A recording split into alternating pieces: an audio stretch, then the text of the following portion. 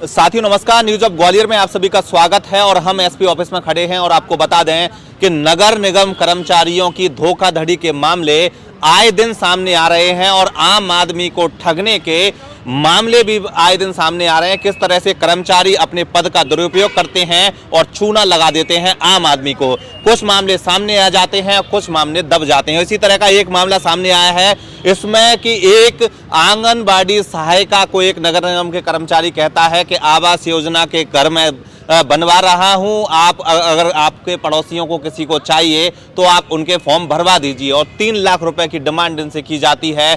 4 पड़ोसियों के फॉर्म भी माताजी भरवा देती हैं। उसके बाद 3 लाख रुपए लेकर फर्जी 18,000 की नगर निगम के द्वारा छपी हुई रसीद देकर, ये चारों लोगों की रसीदें हैं, ये फर्जी हैं क्योंकि जब ये जाते हैं नगर निगम तो ना तो इनका कोई आवंटन इनको मिलता है और वो आदमी जो इनके साथ धोखाधड़ी करता है वो आज भी नगर निगम में नौकरी कर रहा है। पूरी जानकारी इन्हीं से लेंगे। क्या पूरा मामला है माता? क्षेत्र क्रमांक 3 लुटपुरा। पूरा मामला क्या था? आप सहायिका हैं, आपके पास आया, क्या बोला उसने? उसने जो कही कि जो फार्म भर रहे हैं माता जी, फार्म भरवा दूँ, मैं लगड़ा PH के मैं मकान दिलवा दूंगा। मैंने कि मेरे पे तो पैसे नहीं है, क्या कोई हुए पड़ोस में तो भरवा दूँ। तो मैंने जो पड़ोसी यानी कब के कई किराएदार है उनके भरवा दे। तो मैंने पहले दिए 1-1 लाख, जिनसे पर्ची से पहले 1-1 लाख, 4 और जन इनके 4 लाख। फिर पर्ची काट के लाया तो फिर दे जाए 4 लाख। फिर बोला कि अब डोक लगा, बेटे में डरे हैं और लिस्ट बन रहे, लिस्ट बनवा के लाता हूँ। फिर 4 लाख फिर ले गए और मेरे ना फॉर्म पड़ोसियों ने आपके विश्वास में दिए? मेरे विश्वास में गारंटी ले ली होगी? मैंने गारंटी ले ली पूरी और मेरे विश्वास हो गए। बेचारे ने तब दिए, वैसे ने कोई नहीं दे तो माता जी दिलवा देना, हम किराए से रहते हैं। 18,000 की पर्ची दी? 18,000 की पर्ची दी है। आपको कब पता पड़ा कि धोखाधड़ी आपके साथ हो गई? सर हम जब मकान नहीं मिले काफी परेशान हो चुके। जब हम नगर निगम ऑफिस में गए थे तो उन्होंने जाकर साफ बोल दिया कि ये ना तो इनका फॉर्म जमा नहीं है, नगर निगम में कुछ नहीं है। तो हमने कहा बोला क्या कह रहे हैं? तो बोले जिसने किया आप उसको पकड़िए। किसको क्या किया है? मतलब कौन व्यक्ति, नाम क्या है इसका? जो उधर मैना। कहाँ है, कहाँ कार्यरत है? जो क्षेत्र क्रमांक 3 लुटपुरा में कार्यरत है। तो कितनी साल आपको बेवकूफ बनाया? कब बोला आपसे कि मिलेंगे आप? सर ये लॉकडाउन के बाद तक बोलता रहा। अभी भी हमको 2 साल काफी दिनों से पैसों की मांग कर रहे हैं। मोबाइल बंद कर रखा है हमारा, टोटल बिल्कुल उठाते नहीं है।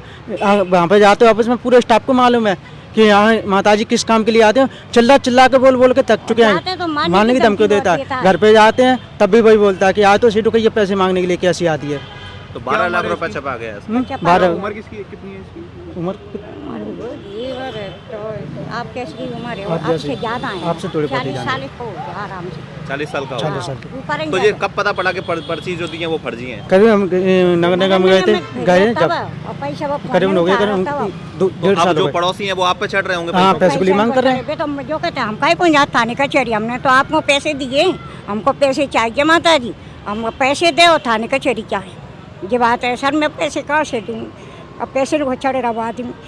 अब ये पैसा की मने कर रहा हो कि मैं मेरे पर ना सपा नाट गए हो तब मैं जो आज नहीं नाटक तो नहीं हो। अब यानी कहीं थोड़ा मैं कैसे दे दूँ, थोड़े से दे दे कैसे निपट ले जाए लेकर बिल्कुल मना कर। नगर निगम वालों ने मना कर दिया कंप्यूटर पर चेक करके कि नहीं है कोई? कंप्यूटर पर चेक करके बोल दिया कोई रिकॉर्ड नहीं है, कोई फॉर्म जमा नहीं है। तो मैंने सर इसका क्या कह रहे रसीद का कि आप वहाँ पर जिसको पेमेंट किया है क्या किया है, किसने फॉर्म भरवाया है? असली है कि नकली है, बात की आपने? हाँ की थी, उन्होंने बोला फर्जी है, नकली। क्योंकि इन पे जो नंबर लिखा है 668 668 सभी पर 668 ही है। साथियों सभी चारों रसीदों पर 668 लिखा है और ताज्जुब की बात यह है कि एक मामला सामने आ गया है। ऐसे ही नगर निगम के कर्मचारी लोगों को बेवकूफ़ बनाकर, पता नहीं कितने लोगों को इस तरह मासूम लोगों को बेवकूफ़ बनाकर ठगी कर लेते हैं और इस तरह से कार्य कर रहे हैं। इस पर जांच होना जरूरी है और कहीं ना कहीं ऐसे कर्मचारियों पर सख्त कार्रवाई होना जरूरी है। मैं आग्रह कर रहा हूं नगर निगम महापौर शोभा सिकरवार जी से और आयुक्त किशोर कन्याल जी से कि इस तरह के जो मामले हैं इन पर जरूर कार्रवाई करवाएं कि किस तरह से लाखों रुपए की ठगी 1,000 रुपए की नौकरी करने वाला आपका कर्मचारी कर देता है और फिर दर दर भटकता है। वो परिवार जिसके पास खाने पीने के लाले हैं, एक आंगनबाड़ी कार्यकर्ता के साथ में जो सहायिका काम करती है उसकी सैलरी मात्र 4 या 5 हजार रुपए सैलरी उसकी रहती है, वो किस तरह से 12 लाख रुपए अपने पड़ोसियों के चुकाएगी।